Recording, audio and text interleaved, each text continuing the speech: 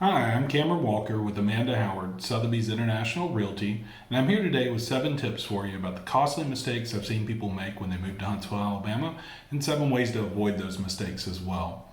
If you're new to my channel, welcome. If you're coming back, well, welcome back. Do me a favor, if you like this video, hit that like button so other people can find it too, and subscribe to my channel. That way you get helpful tips about moving to the area, things to do in the area, neighborhood tours and updates, so I can keep you informed of all the things going on here in Huntsville. So let's dive right in today about what these costly mistakes are, how much they can run you, and how to avoid them. Some of these mistakes run into the tens of thousands of dollars. Some are more of an inconvenience that can run you, 2, 3, 4 grand, and anywhere in between. So I want to make sure you don't make these mistakes. And these are all based on experience. I've been selling homes here for a while. I've talked to a lot of people that have relocated to the area, and these are things they were unaware of before they made the move. All right, let's dive in. The first thing you need to be aware of, and I've mentioned this in other videos, Alabama is the last buyer beware state. You need to understand what that means for you because it's going to impact all these mistakes we're talking about going forward. Buyer beware means, or caveat emptor, you may have heard it called, really just means that there's a very limited amount of seller disclosure in Alabama. So, if you're coming from another state, there might be really aggressive seller disclosure laws where they got to let you know anything that's wrong with the home. That is not the case here in Alabama. Really, the only things they got to let you know is if there's something that affects the structural integrity of the home or the health and safety. So think mold, asbestos, railings falling off of stairs, things like that. But the normal maintenance, wear and tear on the home, they do not have to disclose any of that. So inspections are really important. And that informs everything else on this list today. So we're going to dive in. The most costly repair or mistake I see people make is with foundations. You can have a basement foundation, crawl space, or a slab, and any of those foundations can have problems. So when you're walking through a home, if you can get a look at the exposed part of a foundation, you want to take a look at it and see if there's any challenges there. Many areas of Huntsville are fine. I don't really know of any structural issues in those areas, but there are several that are known to have structural issues. And that's something I always inform my clients of before we even go look at the house and say, hey, this is something we really want to look into while we're there. And potentially if we like this home and want to make an offer, we want to make it contingent upon a structural inspection. The people living there may not be aware of any structural problems. The home may seem sound and sturdy to them. You buy it. 2 years later, there's been an ongoing structural foundation issue, and now you're tens of thousands of dollars out of pocket to remedy it. And because you're aware of it, even if you were to sell that home, you do not now have to disclose that to the next buyer. I want to keep you from being in that situation. Most recently, probably the most recent foundation I've seen done was $27,500. We knew about it going in. We had it inspected by a licensed engineer. We brought in a company that can remediate the issues in the foundation, and we negotiated that into the contract when we purchased the home. So these are things you need to be aware of, and there's really a process and the right process to go through. If you do find a home that you love and you want to have that home, but you also want to have the foundation issues remediated, first step is you bring in a licensed physical engineer or a licensed PE. This is somebody, they're not going to do the repairs themselves, but they're going to take a look at it and see what the impact on the structure is, and they're going to make recommendations for remediation. Second thing you're going to do is bring in a licensed professional to do those repairs, somebody who specializes in foundations. I know of 4 companies that do it, 2 of them that I use on a fairly regular basis. I don't sell a ton of homes with foundation issues, but when the need arises, I do have these guys on standby. They do a phenomenal job, and they warranty their home for the life of the structure, so they warranty the work for the life of the structure. So these are things that, they're going to work hand in hand with a physical engineer to say, okay, these are the steps we need to take to remedy this issue so that we know this house is structurally sound for years into the future, right? So that's number 1, and that would be the most costly mistake. Number 2 is going to be crawl space foundations. So in Alabama, we have a lot of homes been built on crawl space over the years, and even new homes are being built on crawl space. There's nothing wrong with a crawl space foundation. However, we have a lot of heat and humidity here. We also have wood destroying insects, And so you want to have that foundation encapsulated. What that is several layers of, like a plastic-like material that's wrapped around and inside that crawl space to prevent any kind of moisture buildup or wood-destroying insects from infesting the home. It's also going to prevent any kind of mold or mildew growth. And because our summers are so hot and so humid, you may even want to have a dehumidifier in. So, all right, these things can run $5,000-6,000 all the way up to $10,000 depending on the size of the home and the scope of the work. And you need to be made aware of that when you're looking at this home and considering purchasing it. All right, so that's crawl spaces. Next is going to be sinkholes. So Alabama in general and Huntsville specifically, there's a lot of limestone under the ground.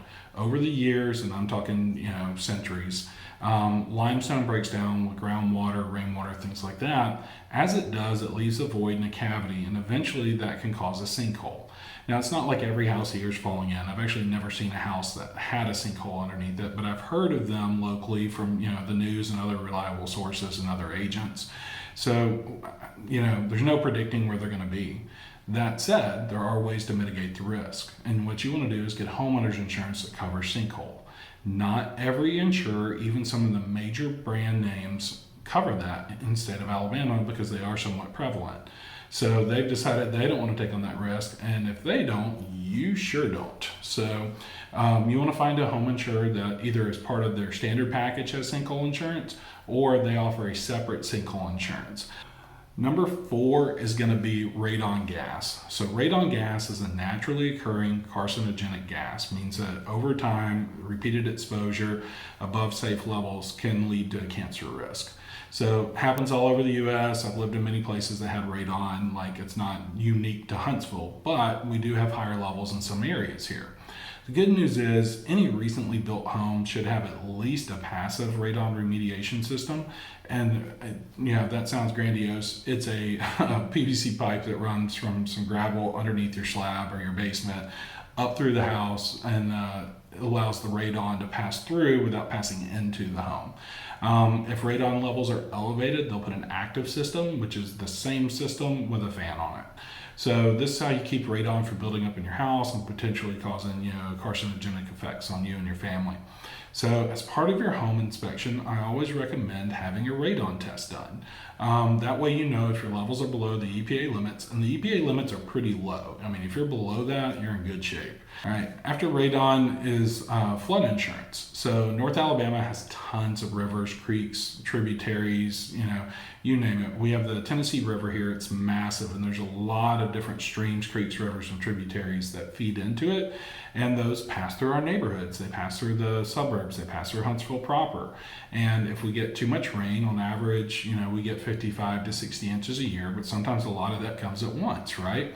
So that can lead to flooding. So any home that you're interested in, before we even go take a look at it, we need to look at it on the FEMA flood map. And there's a lot of different third-party providers out there and websites. I'm not even going to give you their names. I do not recommend using any of them. You want to look at the FEMA flood map for a few reasons. First, they're not trying to sell you anything. They're there to help you protect your investment in your home and know where you're safe to live.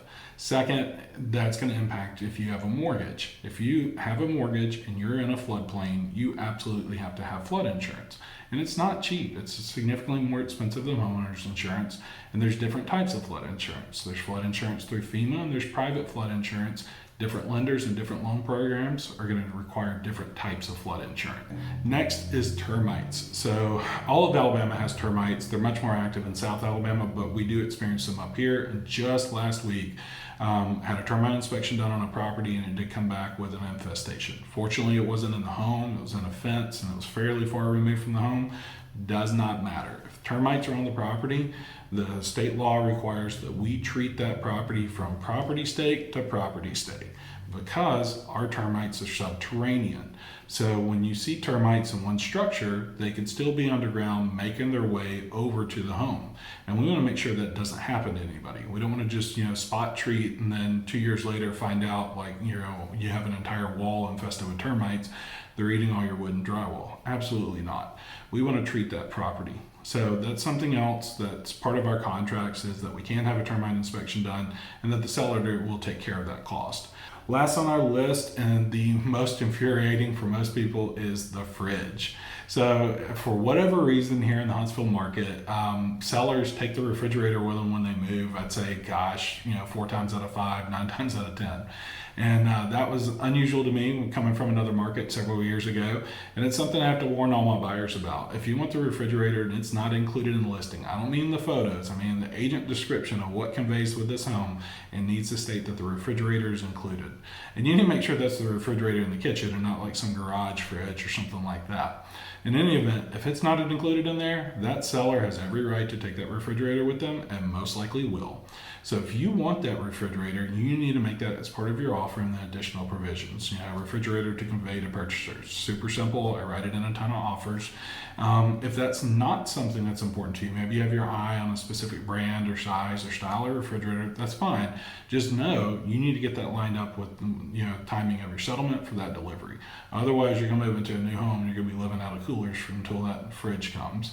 And I know there's been a lot of shortages with appliances recently, so that's something you want to tackle sooner rather than later to make sure you're in good shape when you move in. So these are just some things that, over the years I've experienced, working with various clients, learning through that, knowing how to, set up a contract so that you're not taking on these risks, that we're really pinning it back on the seller, and that, we're finding ways to remediate and avoid these risks so that you're not having to take on those expenses once you buy this home. Hopefully you found this video helpful. If you have any questions about contracts in Alabama, buying a home in Huntsville, relocating to the area, anything like that, drop your comments below in the comment section. I'm really quick to reply. I like to give people really useful information, maybe some links to things in the area that's important to them. And as I mentioned earlier, if you found this video helpful, hit that like button. That tells YouTube, hey, this is a great video. Other people may be interested in this content. And then I put out weekly videos. And then, like I said earlier, they're about tips about buying in the area, moving to the area, relocating, selling homes in the area. What are the best neighborhoods, things like that. What are things to do? So I want to make sure you're informed as you're considering your move to Huntsville. So subscribe to my channel, and that way you'll see those videos as they come out. If you have any questions, you're always free to reach out to me directly. My phone number is 205-960-0494. Thanks for watching.